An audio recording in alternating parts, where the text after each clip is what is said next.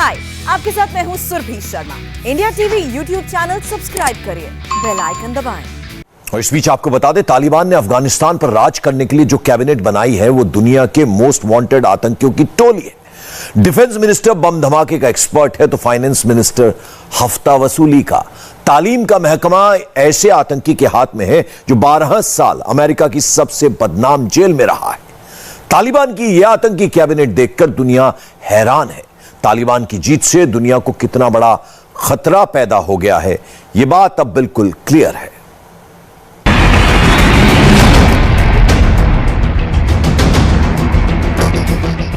अफगानिस्तान की यह तस्वीर पूरी दुनिया को डराने वाली है।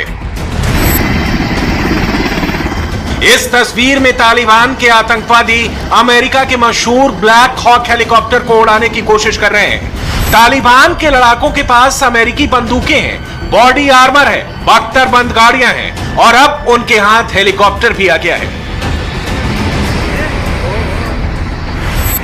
तालिबान के पास कभी भी एयर पावर नहीं रही।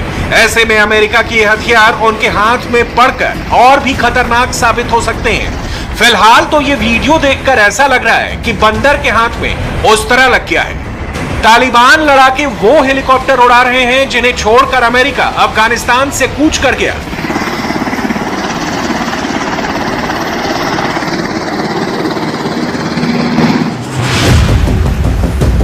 अफगानिस्तान का यह वीडियो इस बात की गवाही है कि वहां की हुकूमत आज कैसे लोगों के हाथ में है। ये वो आतंकवादी हैं जो कभी मोस्ट वांटेड रहे, छुपते फिरते रहे, बेगुनाहों की जान लेते रहे और अब वो अफगानिस्तान में इस्लामिक राज कायम करने में कामयाब हो गए।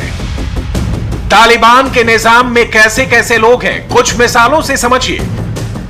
कोई करोड़ों का इनामी आतंकी है तो किसी ने कई साल अमेरिका की जेल में गुजारे हैं। कोई उगाही करने का उस्ताद है तो किसी को बम धमाके करने की महारत हासिल है। काबुल पर काबिज तालिबान ने जब अपनी टेम्पररी हुकूमत का ऐलान किया तो बेहद डराने वाली तस्वीरें सामने आई। कोई भी हुकूमत चलाने के लिए सबसे जरूरी है पैसा, इसलिए तालिबान ने सबसे पहले अफगानिस्तान के सेंट्रल बैंक के चीफ के नाम का ऐलान किया। तालिबान ने हाजी मोहम्मद इदरीस को डॉक्टर अफगान बैंक का हेड बनाया है। हाजी मोहम्मद इदरीस पर ही अफगानिस्तान के पूरे बैंकिंग सिस्टम की जिम्मेदारी होगी। हाजी मोहम्मद इदरीस की खूबी अवैध वसूली, डरा धमकाकर आतंकी गतिविधियों की फंडिंग करा रही है। यानी जो हाजी इदरीस पहले तालिबान के लिए हफ्ता वसूली करता था, वही इदरीस अब अफगानिस्तान का सेंट्रल बैंक चलाएगा। That they know security because they were the one fighting it, so they should be able to. And once they stop fighting, the security should be a question. And security is the basis, but without economy, without foreign relationship, and without the help of intellect and that, and without an open society to the world that is the new Afghanistan, it will be very difficult for them to rule as well. Kabul पर तालिबान के कब्जे के 11 दिन हो चुके हैं, लेकिन हुकूमत अब तक कायम नहीं हो सकी है। काबुल के हालात पर काबू पाने के लिए तालिबान ने यहां अपने खास गुर्गे हमदुल्ला नोमानी को शहर का मेयर बनाया है। हमदुल्ला नोमानी यूनाइटेड नेशंस के प्रतिबंधित आतंकवादियों में से एक है। उस पर अमेरिका और यूरोपियन संघ ने भी पाबंदी लगा रखी है। हमदुल्ला नोमानी पहले भी काबुल का मेयर रहा था और अब वो फिर काबुल का निगहबान बन गया है। तालिबान की जीत के बाद सबसे बुरे हालात काबुल शहर के ही हैं। हवाई अड्डे पर भगदड़ मची हुई है।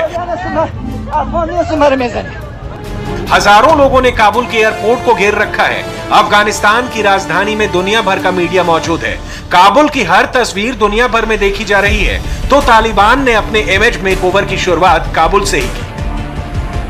काबुल की सिक्योरिटी की जिम्मेदारी तालिबान ने जिस शख्स को दी उसका नाम है खलीलुल रहमान हक्कानी।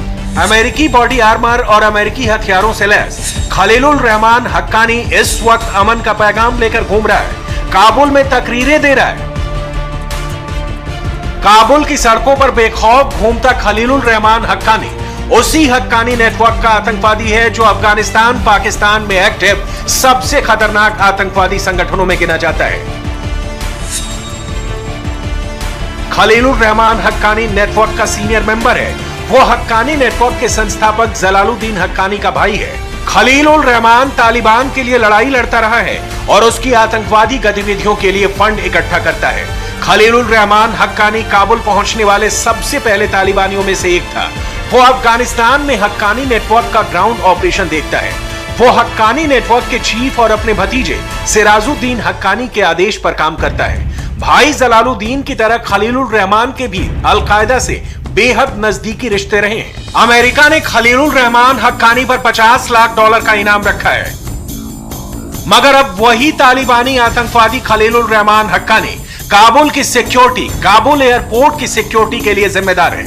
काबुल में वो हामिद करजई और अब्दुल्ला जैसे अफगान नेताओं से मिल रहा है। पुराने मुजाहिदीन गुलबदून हिकमत यार की मेहमान नवाजी का लुत्फ उठा रहा है।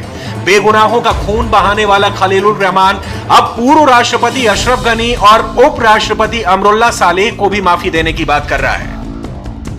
पहला तो मेरे दुश्मनी नहीं, अभी तो नहीं है। मेरी दुश्मनी दिन की वजह, इस्लाम की वजह, अफगानिस्तान के इश्गाल की वजह, जो सलीबीन क़ुव्वत सुपर ताकत यहूद इधर आया था, इस वजह उसका हमने दुश्मनी था। उसके जरिए सारे अफगानों के कोई दुश्मनी नहीं, उसके मेरे इमारत इस्लामी से हमारा पूरा आप आए। अच्छा, आप अशरफ गनी को और इन तमाम एलिमेंट्स को कह रहे हैं कि वो आ सकते हैं? बिल्कुल, कब आता है मेरे तरफ से माफ़ है, हमारा भाई है। सब बड़ा छोटा रईस तो हो, छोटा सेक्रेटरी तो हो, और सब अल्हम्दुलिल्लाह, वो जो फौजी हो, जो जर्नल हो, जो वजीर हो, सारे मेरे तरफ से अल्हम्दुलिल्लाह। आप अवामी आला पक देने वो हम दे जाइए। पिछले कुछ दिनों के दौरान तालिबान ने एक के बाद एक कई सूबों में अपने गवर्नर और दूसरे ओहदों पर लोगों को बहाल किया है। इसमें से 2 नाम ऐसे हैं जिनकी सबसे ज्यादा चर्चा हो रही है। पहला नाम है मुल्ला अब्दुल कयूम जाकिर और दूसरा नाम है मोहम्मद नबी ओमरी। मुल्ला अब्दुल कयूम जाकिर उन तालिबानी आतंकवादियों में शामिल था जो 15 अगस्त को सबसे पहले काबुल में दाखिल हुए थे और राष्ट्रपति के महल में हथियारों समेत पहुंच गए थे। अब इसी मुल्ला अब्दुल कयूम जाकिर को तालिबान हुकूमत में डिफेंस मिनिस्टर की जिम्मेदारी दी गई है, तो मोहम्मद नबी ओमरी को खोस्त सूबे का गवर्नर बनाया गया है। तालिबान के इन दोनों आतंकवादियों के अलकायदा से बेहद करीबी रिश्ते रहे हैं। 2001 में इन दोनों को गिरफ्तार करके क्यूबा में अमेरिका की बदनाम गुआंतानामो बे स्थित जेल में ले जाया गया था। आतंकवादी अब्दुल कयूम जाकिर और मोहम्मद नबी ओमरी 12-12 साल तक अमेरिका की कैद में रहे थे। इन दोनों को अमेरिकी सैनिक बॉबी बगदाल के बदले में साल 2014 में रिहा किया गया था, जिसके बाद दोनों फिर तालिबान की तरफ से अमेरिका से लड़ने लगे थे और अब तालिबान ने दोनों को इनाम दिया है। तालिबान इस बात की पुरजोर कोशिश कर रहा है कि इस बार वो दुनिया के सामने अपना बदला हुआ चेहरा दिखा सके, इसलिए उसके इनामी आतंकवादी अब बातचीत से मसले हल करने पर जोर दे रहे हैं।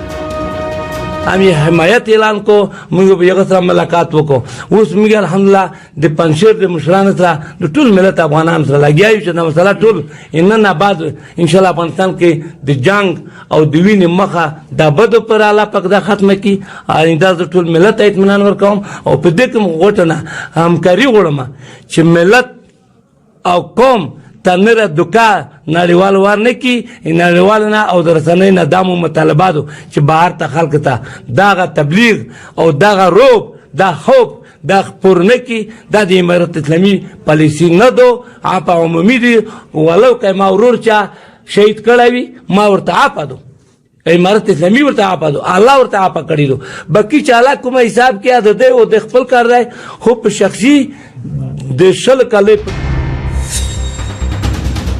तालिबान ने अब तक अपने जितने ओहदेदारों का ऐलान किया है, सबकी क्राइम फाइल ऐसी है।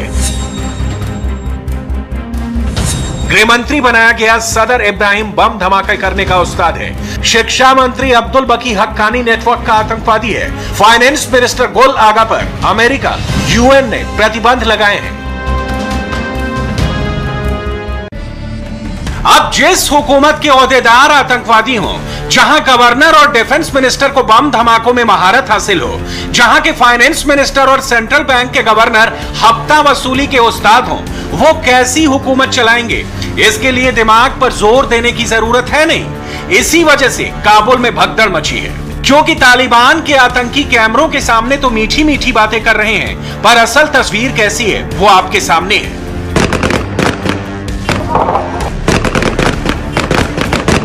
ये तस्वीरें इस बात का सबूत हैं कि 20 साल में तालिबान बिल्कुल नहीं बदला।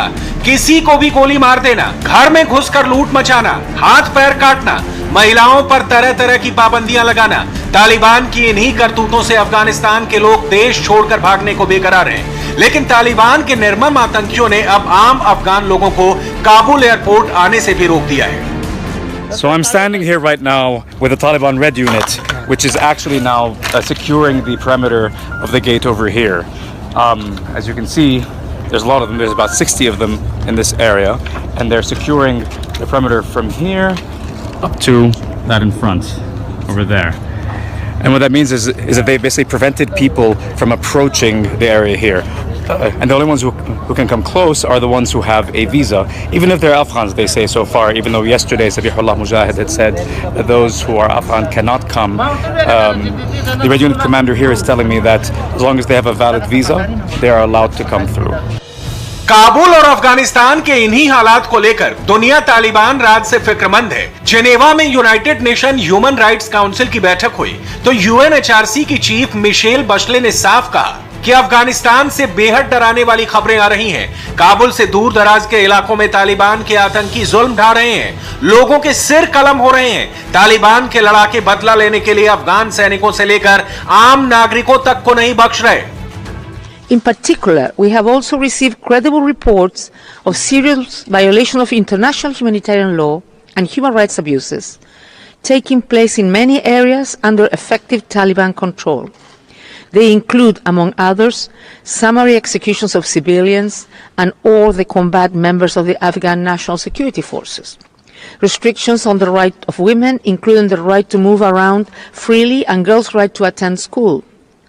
Recruitment of child soldiers and repression of peaceful protests and expression of dissent. ये किसी देश का बयान नहीं, संयुक्त राष्ट्र की मानव अधिकारों की परिषद की प्रमुख का स्टेटमेंट है।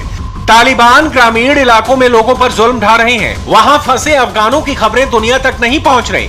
दुनिया के बड़े बड़े आतंकवादियों का राज होगा तो अफगानिस्तान का यही हश्र होना था। तालिबान राज के खतरे से भारत समेत पूरी दुनिया को सावधान रहना होगा।